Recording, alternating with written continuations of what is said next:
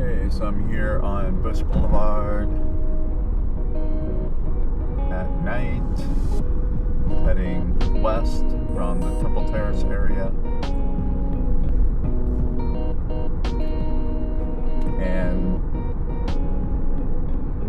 this area hasn't changed a whole lot in the past 25 to 30 years, in my opinion. I mean, there's a couple new things like Wawa. It's probably three or 4 years old.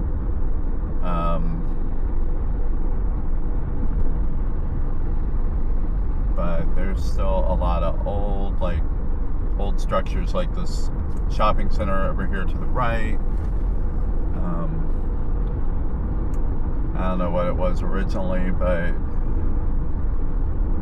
it's got low rent stuff inside it and hasn't had any kind of renovation for a long time. A lot of the shops here are a lot of mom and pop type shops. Approaching McKinley and the Busch Gardens area. That place there, Mel's Hot Dogs, that's been there for a long, long time. But this area is kind of distressed still. And I remember in the mid-90s when I first moved here, this place looked a lot worse in my view.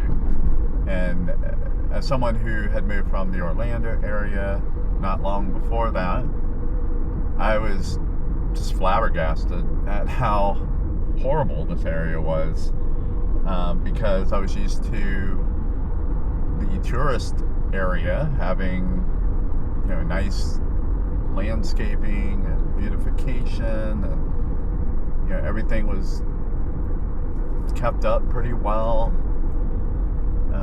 Now some of what you see right now, like the McDonald's sign and some of these other signs, that's damage from the storm that just happened last month, so that's understandable. But when we moved here in the 90s, there was a lot of that kind of stuff, and I don't think there was any storms. It was just that the former businesses had moved out and they never bothered to fix the sign, or there was no business currently there at all. But all along the right is Busch Gardens, and here's 30th. This is where Busch Garden property ends.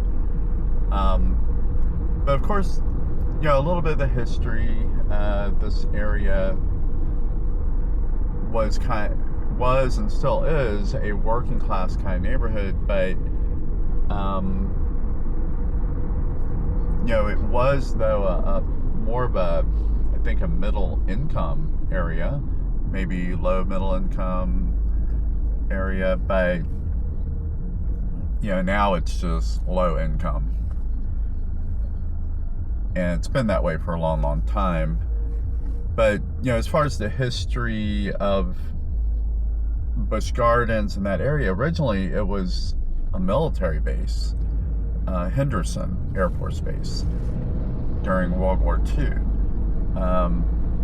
And then after that, I guess the city or county decided they didn't want it to be an airport, because as you probably know, a lot of old military bases became the municipal airport for the area. That happened a lot.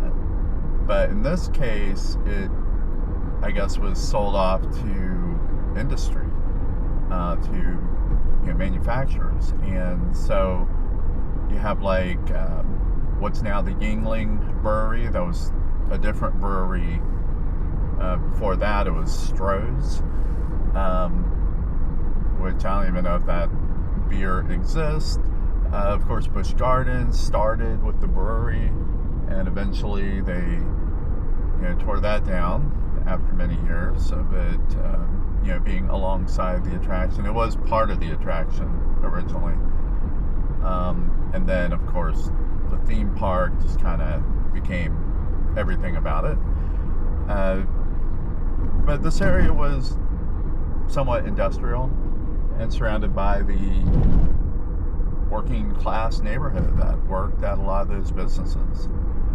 and you have a railroad track on the left side here. So in a way, it's not surprising about the housing around here. I think it was mainly developed in the 50s and 60s. So a lot of the housing is from that period. It's not like the cool bungalows and you know what most people treasure as a historic area. It's those, you know, block homes from the 50s, and some are not in very good shape.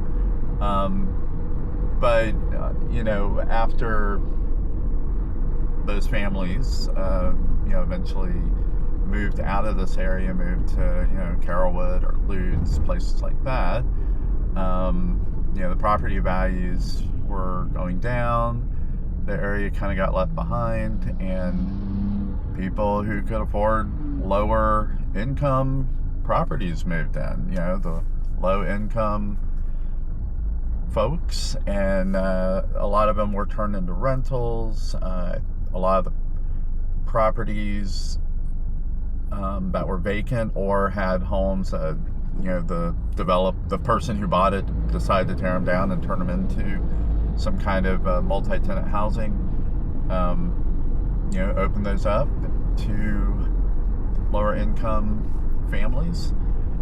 And unfortunately, when you bring in low income multi-tenant housing residential units, you know, the neighborhood suffers.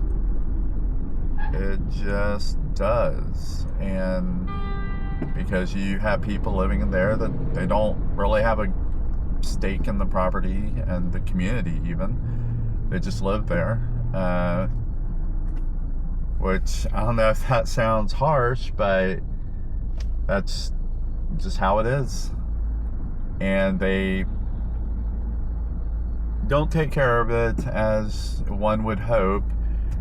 In my opinion, that's where code enforcement really needs to step up and make sure that the landlords are keeping the properties clean and kept up and not deteriorating. I mean, there should be a baseline of how those properties should be managed and handled.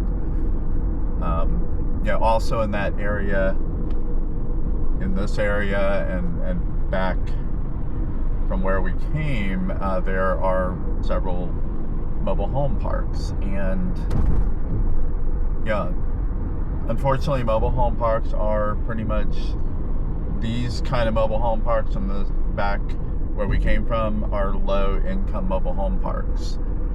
And those folks don't have the resources to keep them up. And they just, you know, they're not constructed very solidly in the first place, and keeping those things up, it's kind of difficult.